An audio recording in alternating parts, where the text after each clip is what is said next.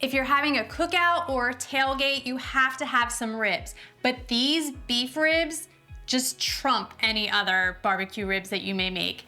Beefy, tender, fall off the bone amazingness. Let me show you how to do it. Hey everybody, I'm Kelly with the Suburban Soapbox, and today we are making the best ribs ever, but we're starting with some beef ribs. So these beef back ribs are melt in your mouth, fall off the bone, tender, and we're gonna bake them in the oven. And you only need a few ingredients to get them started.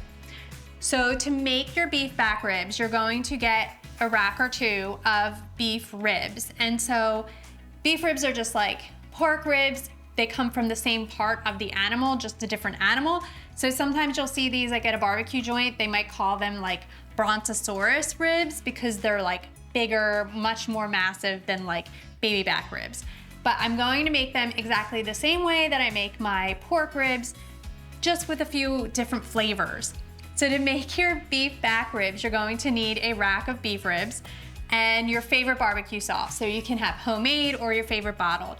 I also have pineapple juice, some beef stock, some Worcestershire sauce, liquid smoke, some apple cider vinegar, and a beef rub. So you can use pork rub, barbecue rub, whatever you want. You can buy a bottled barbecue rub if you want, or you can make a homemade one, which I have a recipe for on my site. Check it out. You can use it for any type of meat. So the most important part to making ribs, any kind of ribs, is to remove the silver skin that's on the back of your ribs. So it's this piece here. You'll see it's like a small membrane, very thin membrane, and you can pull it off. Sometimes it takes a little muscle to get it started. You might need to use a knife to get in under there, but once you get it started, it will come right off. And if you don't take this off, the flavors of your rub and the braising liquid can't really get into the meat on the back, and you'll just have a curled up piece of rib bone in the oven. Okay, so you wanna make sure you get that rub on both sides of the ribs. So we're gonna sprinkle some on the back, on that part that we just took the silver skin off of, and rub that in, and get it on the sides. And you can do this up to 24 hours in advance. So this is a great like prep ahead for tailgate or a barbecue. And then we're gonna flip them. And the same deal on the other side.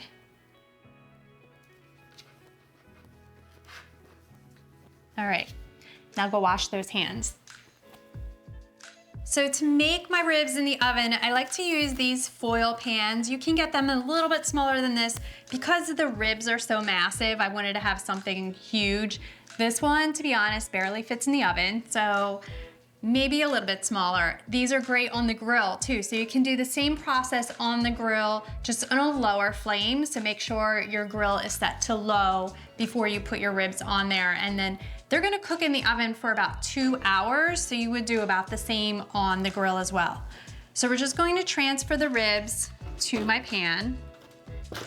Oops. If you don't wanna use one of these foil pans, you can just wrap them up in foil, but you need to make sure, you need to make sure that you're leaving some room in the bottom. So you're going to lay out some foil and wrap it up around to the top, and then crimp the top and crimp the side so that you can pour your braising liquid into the bottom of that foil pouch that you're making. So both of the ribs fit in there really nicely. And now we're just going to pour the braising liquid into the bottom of the pan. So we'll just make sure these are centered a little bit better. And so we're gonna take our beef stock and pour it into the bottom. We're not gonna pour it on top of the ribs because that'll just wash off all of that rub, but just pour it on the sides. And then the Worcestershire sauce. You can mix this all into a bowl. That's actually a better method, and that's what I usually do, but today I'm being a little lazy. So we're going to add the apple cider vinegar, and this will all mix together. some of the liquid smoke. If you don't like a smoky flavor, just put like a small splash in. But I like to add about a tablespoon to 2 tablespoons of liquid smoke to give it that, like, you know, the smokehouse flavor. And then a little bit of pineapple juice. You can use apple cider or you can use apple juice. Really, any kind of juice would work here. I just like the flavor and the sweetness and the tang of the pineapple juice. So mix it. And then we're just gonna cover this with foil and put it in a 300-degree oven for 2 hours. When we hit the 2-hour mark, we're going to remove the foil, brush with some barbecue sauce, and then broil it until it's caramelized and bubbling and amazing.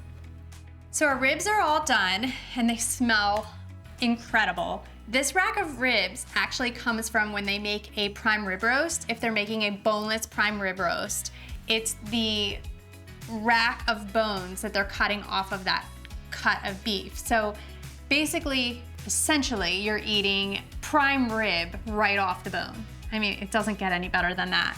So I'm just going to plate them real quick. Perfect, it's to temperature. So I'm just gonna plate them real quick and I'm gonna cut some apart. Just cut down the center here.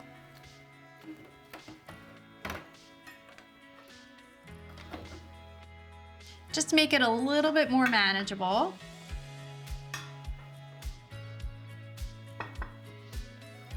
There you go. There's our rack of ribs. And then you can just discard the braising liquid. I'm gonna sprinkle with a little bit of parsley over the top. And there are your beef back ribs. BBQ beef back ribs. How amazing is that? I am going to enjoy a little bit myself. Just cut this one off the bone. Take a little bite.